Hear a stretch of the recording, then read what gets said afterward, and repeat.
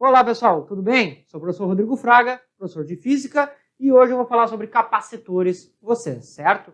Mas bem, antes de mais nada, peço aí que se puder compartilhe o vídeo, se inscreva no canal, curta o vídeo também. Se tiver alguma dúvida ou sugestão, pode colocar nos comentários, ficarei feliz em responder. E bem, se vocês quiserem alguma playlist de exercícios ou as aulas anteriores a este assunto, vai estar passando agora aqui alguns cards aí que vocês podem ter acesso aí a outros vídeos do canal, certo? Mas bem, vamos lá então. O capacitor, tá? Eu vou falar do capacitor em termos de só no circuito elétrico ali, não vou trabalhar em si o instrumento, né, como calcular. Mas o que é um capacitor? É um dispositivo que armazena carga. O símbolo de capacitor é este aqui, né? São dois travessõezinhos separados por uma certa distância, com o mesmo tamanho, diferente da fonte de tensão que tinha tamanhos diferentes. Aqui, o mesmo valor. Isto aqui é o símbolo de capacitor, né? O que é essas plaquinhas? O que são essas dois travessões? São como se fossem plaquinhas, certo? Que vai acontecer o seguinte. Olha só, vou mostrar aqui para vocês. Se eu tenho uma fonte de tensão e um capacitor ligado, tá? O que acontece? Aqui eu tenho um potencial positivo, aqui negativo. Tá? Positivo e negativo, maior e o menor. Deste lado, eu vou ficar acumulado um potencial positivo e aqui um negativo devido à presença de um campo elétrico entre eles, gerado por essas cargas. Gerado pela polarização das cargas, aí, o deslocamento delas. De forma que aqui eu vou ter uma carga mais Q e aqui a carga menos Q, manter o equilíbrio eletrostático. Então o capacitor ele acaba, de certa forma, acumulando quantidade de carga elétrica, né? Então é isso que o capacitor faz, é um dispositivo eletrônico que armazena carga elétrica, certo? E essa carga elétrica, ok? Considerando o potencial aplicado sobre ele V, a quantidade de carga elétrica é igual a C vezes V. O que é este C? É o que a gente chama de capacitância. Tá? Capacitância, né? O próprio nome já dá uma ideia do que é a capacidade que esse capacitor tem de armazenar carga elétrica. E aí tem, quantidade de carga é proporcional à diferença de potencial, faz lógica, quanto maior a tensão que eu aplico, mais carga ele acumula, mas a quantidade também tem a ver com a capacitância, o quanto ele consegue armazenar, quanto mais, melhor, né? Ok? Essa capacitância em unidades de medida é o F de Faraday,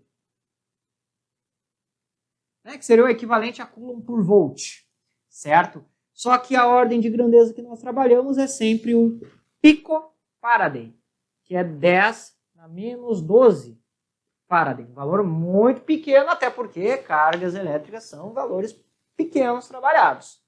Ok? Então, temos este ponto aqui. Tá? Isso aqui é a primeira ideia, né, do capacitor. Tá? Bem, dentro do capacitor, tá, tem dois momentos. Um deles é quando ele está sendo carregado, que olha só interessante aqui. Tá? Que enquanto um capacitor é carregado, vai aumentando a quantidade de carga e, em consequência, vai aumentando a diferença de potencial, até chegar ao mesmo potencial do meu circuito. Ou seja, isso aqui, depois de um tempo, a tendência é não existir corrente. Tá? A corrente aqui, eu posso dizer que é igual a zero, quando chega em equilíbrio, ou seja, a gente é no estado de estabilidade, tá? Estado de equilíbrio, que depois de um tempo muito longo, certo? Se eu retiro essa fonte de tensão, bem, este cara vai estar com um potencial, ele vai descarregar, e aí funciona como uma fonte de tensão de sentido oposto, certo? Mas, claro, por um curto intervalo de tempo até voltar a um regime estacionário novamente, onde ele já se descarregou por completo, tá? Então eu posso considerar ele como basicamente uma bateria, né? Com isso, eu tenho uma coisa que é chamada energia potencial elétrica, tá?